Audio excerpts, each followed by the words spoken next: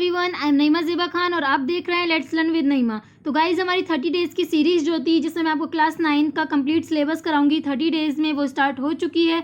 तो गाइज मैंने पिछली वीडियोस में आपको ज्योग्राफी का chapter 1 India size and location को कंप्लीट कराया था। आज डे 4 है। आज हम ज्योग्राफी के chapter 2 physical features of India को स्टार्ट करेंगे। तो गाइज आज की इस वीडियो में मैं आपको इस चैप्टर का इंट्रोडक्शन कराऊंगी, जितने भी बेसिक कॉन्सेप्ट्स हैं मैं आपको वो कराऊंगी आज, जिससे आपको जो हमारे फिजिकल फीचर्स इंडिया के उनको समझने में दिक्कत ना आए। और गाइज आज हम एक टॉपिक को कंप्लीट करेंगे, हमारा first physical feature the Himalayan mountains को।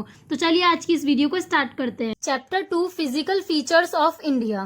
तो इंडिया जो है एक वास्ट कंट्री है विद वेरीफाइड लैंडफॉर्म्स, मतलब यहाँ पे बहुत सारी लैंडफॉर्म्स हैं। तो टेरेन जो है इसे हम लैंडफॉर्म बोलते हैं टेरेन को। तो यहाँ पे 2 टाइप्स की टेरेन्स होती हैं, एक प्लेन जिसमें प्लेन लैंड आती है, मतलब जिसमें प्लेन उबड़ खाबड़ कुछ नहीं होता है, प्लेन लैंड होती है। एक हिली एरिया होता है, हिली लैंडफॉर्म होता है जिसमें माउंटेन्स और वैलीज आती हैं, जिसमें माउंटेन्स ऐसे उबड़ खाबड़ वगैरह होता है। तो जितने भी मेजर फिजिकल फीचर्स हैं वो अर्थ के, वो क्या क्या है? माउंटेन्स। तो माउंटेन्स कैसे? माउंटेन्स ऐसे होते हैं जिनकी ये जो चोटी होती है, पीक जो होती है, ये निकली होती है, हाई पीक होती है। प्लेन्स जिनका लैंड सरफेस जो है वो प्लेन होता है बिल्कुल। डेजर्ट्स जहाँ पे रेगिस्तान। प्लेट्यूज क्या होता है गाइज? ये नीचे से मतलब लैंडफॉर्म से तो ये उठा हुआ होता है हिस्सा, लेकिन इसकी चोटी नहीं होती है, प्लेन होता है, इसका सरफेस प्लेन होता है लेकिन लैंड से उठा हुआ होता है। और आइलैंड्स वो कंट्री होती हैं जो चारों तरफ से सी से घिरी होती हैं और बीच में आइलैंड होता है। तो the land of India displays great physical variations. तो इंडिया की जो लैंड है यहाँ पर बहुत सारी फिजिकल वेरिएशंस हैं। तो गाइज आगे बढ़ने से पहले चलिए कुछ बेसिक कॉन्सेप्ट्स को समझ लेते हैं। तो गाइज इन फिजिकल फीचर्स जैसे कि mountains, plains, deserts, plateaus, islands को इनका फॉर्मेशन कैसे होता है, तो इनके फॉर्मेशन को समझने के लिए अर्थ साइंटिस्ट ने एक थ्योरी दी थी, theory of plate tectonics. So guys plate का मतलब भी एक स्पेसिफिक एरिया होता है, जैसे कि आप देख सकते हैं Eurasian plate, north American plate, south American plate, African plate, Eurasian plate, Pacific plate, Indo Australian plate. और गाइज आप ये लाइन देख रहे हैं, इसे हम प्लेट बाउंड्री और प्लेट मार्जिन्स भी बोलते हैं। सो गाइज अर्थ में टोटल 3 लेयर्स होती है। आउटर लेयर को हम क्रस्ट बोलते हैं, मिडल लेयर को हम मेंटल बोलते हैं और इनर लेयर को हम कोर बोलते हैं। तो गाइज ये जो प्लेट्स हैं इनकी 3 टाइप्स की मूवमेंट होती है। ये प्लेट 3 तरीके से मूव करती हैं। तो फर्स्ट है कन्वर्जेंट बाउंड्रीज, कन्वर्जेंट मूवमेंट। इसमें 2 प्लेट्स जो है ये एक ही डायरेक्शन में आपस में कन्वर्ज करती हैं, मतलब कोलाइड होती हैं, ये टकराती हैं, जिसकी वजह से एक प्लेट जो है वो दूसरी प्लेट के ऊपर फोल्ड हो जाती है और इसी तरीके से माउंटेन्स का भी फॉर्मेशन होता है। सेकंड मूवमेंट है डाइवर्जेंट बाउंड्रीज। तो गाइज इसमें 2 प्लेट जो है वो दोनों एक अपोजिट डायरेक्शन में मूव करती हैं, जिसकी वजह से बीच में गैप आ जाता है, फॉल्ट आ जाता है और यहाँ पर ओशियन वाटर के आ जाने से रिवर्स और रिफ्ट वैलीज का फॉर्मेशन होता है। और गाइज यहीं से इसी फॉल्ट की वजह से वोल्केनिक इरप्शंस भी होते हैं। थर्ड मूवमेंट है ट्रांसफॉर्म बाउंड्रीज। ट्रांसफॉर्म बाउंड्रीज जो है इसमें 2 प्लेट्स जो है वो अपोजिट डायरेक्शन में हॉरिजॉन्टली मूव करती हैं, मतलब 2 प्लेट जो है वो अपनी जगह से खिसकती हैं और इसी की वजह से अर्थक्वेक भी आता है। तो गाइज ये जो मूवमेंट्स हो रही है प्लेट्स की, इसी की वजह से जितने भी हमारे कॉन्टिनेंट्स हैं जैसे north America, south America, Asia, Europe, Australia, तो इनकी पोजीशन और साइज जो है वो चेंज होता है बहुत लाखों सालों में। गाइज ये जो मूवमेंट ऑफ प्लेट्स है, इन्हीं प्लेट्स की मूवमेंट की वजह से जितने भी फिजिकल फीचर्स हैं अर्थ में, mountains, plains, desert, plateaus, islands, इनका फॉर्मेशन होता है। सो गाइज लाखों मिलियंस ईयर्स एगो हमारा अर्थ जो था वो ऐसा दिखता था जिसमें सिर्फ 2 चीज़ें थी। एक वाटर वाले पार्ट को हम पैंथलासा बोलते थे और लैंड वाले पार्ट को हम पेंजिया बोलते थे। तो ये जो पेंजिया था ये 2 पार्ट्स में डिवाइडेड था। पेंजिया 2 पार्ट्स में डिवाइडेड था। नॉर्दर्न पार्ट था लॉरेशिया और साउदर्न पार्ट था गोंडवाना। तो जब यहाँ पर गोंडवाना में प्लेट्स की मूवमेंट्स हुई तो यहाँ से गोंडवाना लैंड से कौन कौन से कॉन्टिनेंट्स बन के निकले? India, Australia, south Africa, south America and Antarctica, ये गोंडवाना लैंड से कॉन्टिनेंट्स बन के निकले। सो गाइज गोंडवाना लैंड जो था ये भी एक पेनिनसुलर लैंड था, क्योंकि ये भी 3 तरफ से सी से घिरा हुआ था। तो जो भी एक लैंडमास 3 साइड से एक सी से घिरी हुई होती है तो उसको हम पेनिनसुला बोलते हैं। सो गाइज गोंडवाना लैंड में मूवमेंट ऑफ प्लेट्स की वजह से ये जो इंडियन ऑस्ट्रेलियन प्लेट थी ये नॉर्थ की तरफ चली गई। इंडियन ऑस्ट्रेलियन प्लेट जो थी ये नॉर्थ की तरफ ड्रिफ्ट कर गई, तब तो क्या हुआ, जब ये नॉर्थ की तरफ गई तो ये यूरेशियन प्लेट जो थी ऊपर, ये इससे टकरा गई, ये यूरेशियन प्लेट से टकरा गई। तो हमने देखा था अभी कि जब दो प्लेट जो है आपस में टकराती हैं तो माउंटेन्स का भी फॉर्मेशन होता है, एक प्लेट जो है वो दूसरी प्लेट पे फोल्ड हो जाती है। तो गाइज यूरेशियन प्लेट जो थी ये बहुत बड़ी थी, बहुत स्ट्रांग थी, इंडो ऑस्ट्रेलियन प्लेट जो है ये छोटी थी। तो इसीलिए ये टकराकर जितने भी वेस्ट एशिया में माउंटेन्स हैं और जितने भी नॉर्थ इंडिया में हिमालयाज हैं, माउंटेन्स हैं, इनका फॉर्मेशन हुआ। सो गाइस, जब हिमालयाज का फॉर्मेशन हुआ तो ये 33 सी के जितने भी सेडिमेंट्स थे, पार्टिकल्स थे, वो भी हिमालय के साथ बहकर आ गए थे। तो गाइस, ये जो है इंडिया का ये पेनिनसुलर प्लेट्यू है इधर। तो इंडिया का ये जो पेनिनसुलर पार्ट है ये गोंडवाना लैंड से ही इसके साथ आया है जब प्लेट का मूवमेंट हुआ था। सो गाइस, नॉर्थ इंडिया में हिमालयाज है और साउथ इंडिया में पेनिनसुलर प्लेट्यू, इसे हम डेक्कन प्लेट्यू भी बोलते हैं। तो आप ऐसे समझिए कि ये हिमालयाज है और ये पेनिनसुलर प्लेट्यू है। तो गाइज, हिमालय से 33 सी से जितने भी सब्सिडेंट्स और सेडिमेंट्री रॉक्स आए थे और पेनिनसुलर प्लेट्यू से भी जितने भी सेडिमेंट्स और सब्सिडेंट्स आए थे, उनने मिलकर यहाँ पर एक लार्ज बेसिन को क्रिएट किया, एक डिप्रेशन बना। लेकिन टाइम के साथ साथ इनके जितने भी सेडिमेंट्स थे हिमालयाज के और पेनिनसुलर प्लेट्यू के, इसने इस लार्ज बेसिन को भर दिया। तो यहाँ पर एक फ्लैट लैंड का फॉर्मेशन हुआ जिसे हम नॉर्दर्न प्लेन्स ऑफ इंडिया बोलते हैं। तो गाइज, ये जो पेनिनसुलर प्लेट्यू है इसे हम ओल्ड टोपोग्राफी और एंशियंट लैंडफॉर्म भी बोलते हैं। इसे हम ओल्ड टोपोग्राफी इसलिए बोलते हैं क्योंकि ये गोंडवाना लैंड के साथ ही आया था इंडिया में, इसीलिए। और हिमालयाज और नॉर्दर्न प्लेन्स को हम यूथफुल टोपोग्राफी और रीसेंट लैंडफॉर्म भी बोलते हैं क्योंकि ये जो थी यूरेशियन और इंडो ऑस्ट्रेलियन प्लेट के कोलिजन के बाद फॉर्म हुई थी, इसलिए हम इन्हें रीसेंट लैंडफॉर्म्स भी बोलते हैं। और गाइस, ये पेनिनसुलर प्लेट्यू जो है इसे हम स्टेबल लैंड ब्लॉक और स्टेबल जोन भी बोलते हैं क्योंकि अगर कभी भी इंडो ऑस्ट्रेलियन प्लेट में और यूरेशियन प्लेट में अगर कोलिजन होगा तो जितना भी इम्पैक्ट है वो हिमालयाज और नॉर्दर्न प्लेन्स पे आएगा। इसीलिए हिमालयाज और नॉर्दर्न प्लेन्स को अनस्टेबल जोन बोलते हैं और पेनिनसुलर प्लेट्यू को स्टेबल जोन बोला जाता है। तो गाइस, जैसा कि अभी आपने देखा कि इंडिया के नॉर्दर्न पार्ट में हिमालयाज हैं, हिमालयाज के नीचे नॉर्दर्न प्लेन्स हैं और फिर पेनिनसुलर प्लेट्यू है। तो पेनिनसुला उस एरिया को, उस लैंड को बोलते हैं जो तीनों तरफ से सी से घिरा होता है। तो पेनिनसुला की डेफिनेशन क्या है? A land mass bounded by sea on 3 sides. तो गाइस, ये पेनिनसुलर प्लेट्यू जो है ये ओल्ड टोपोग्राफी है, एक एंशियंट लैंडमास है ऑन द अर्थ सरफेस। ये स्टेबल जोन, इसे हम स्टेबल जोन कहते हैं। ये इग्निशियर और मेटामॉर्फिक रॉक से बना है जो कि एक जहां पर हिल्स हैं और वाइड वैलीज हैं। और हिमालयाज को हम यूथफुल टोपोग्राफी बोलते हैं, अनस्टेबल जोन बोलते हैं। तो गाइज, मैंने आपको भी बताया है कि इन्हें अनस्टेबल और पेनिनसुलर प्लेट्यू को स्टेबल जोन क्यों कहा जाता है। इसे हम रिसेंट लैंडफॉर्म भी बोलते हैं। यहाँ पर हाई पीक्स हैं, माउंटेन्स की डीप वैलीज हैं और बहुत तेजी से फ्लो करने वाली रिवर्स हैं।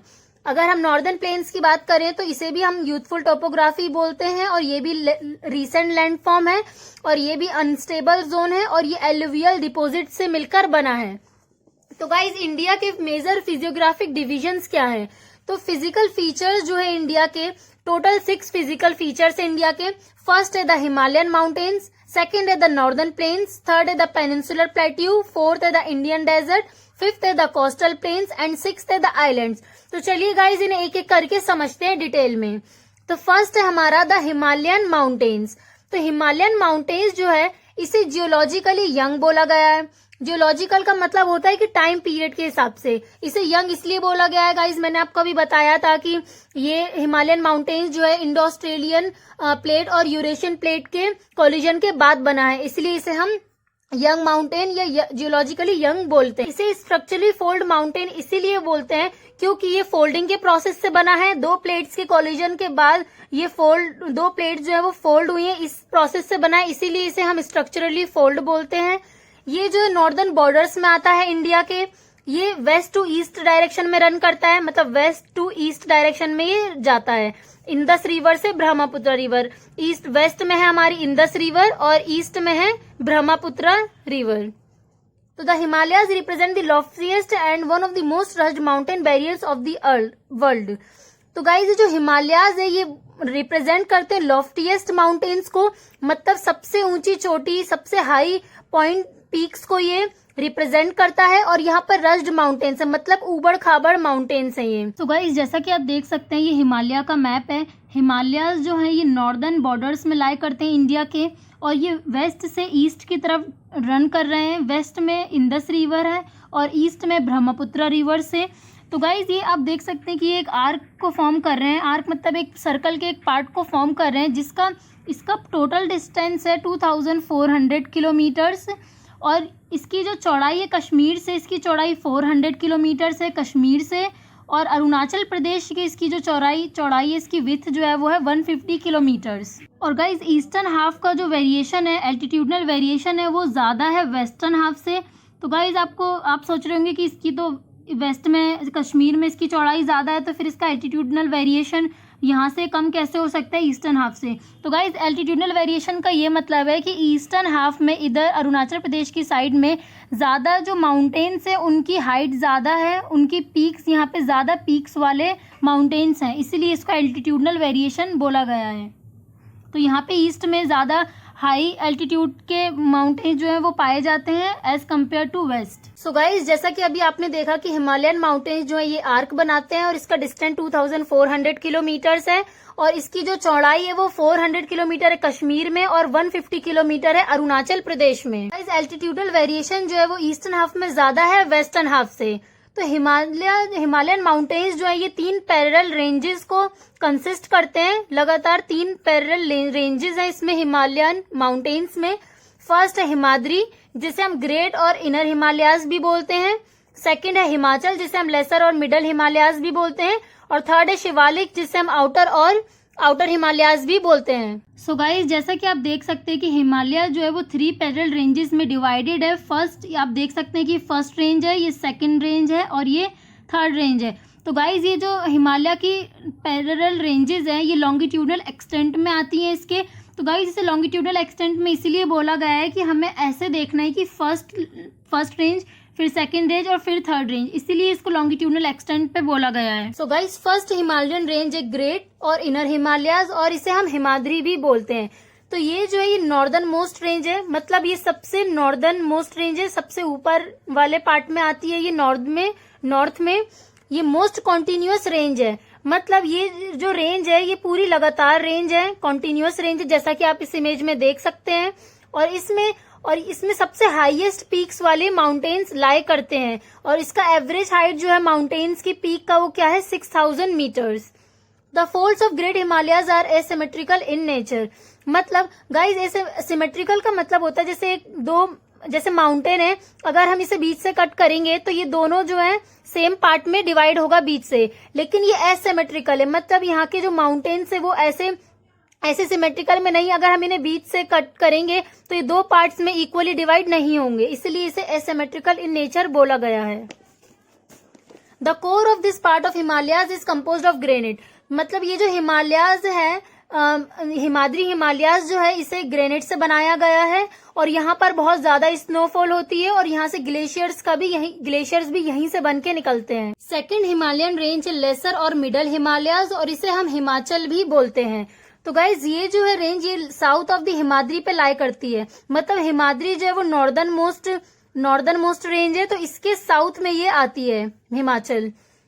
Composed of highly compressed and Altered rocks, ये जो है कंप्रेस्ड और अल्टर्ड रॉक से मिलकर बनी है। इसे कंप्रेस्ड और अल्टर्ड इसलिए बोला गया है क्योंकि ये हिमाद्री और शिवालिक के बीच में आती है। ये वाली हिमाचल रेंज जो है इन दोनों के बीच में आती है, तो ये कंप्रेस हो जाती है, इसीलिए इन दोनों के जो भी पार्टिकल जो भी रॉक्स हैं उनसे मिलकर ये बनी है, इसीलिए इसको कंप्रेस्ड बोला गया है। गाइस हमारी फर्स्ट रेंज है हिमाद्री रेंज। तो हिमाद्री रेंज के नीचे साउथ रेंज में आती है ये हिमाचल रेंज, हमारी सेकंड रेंज।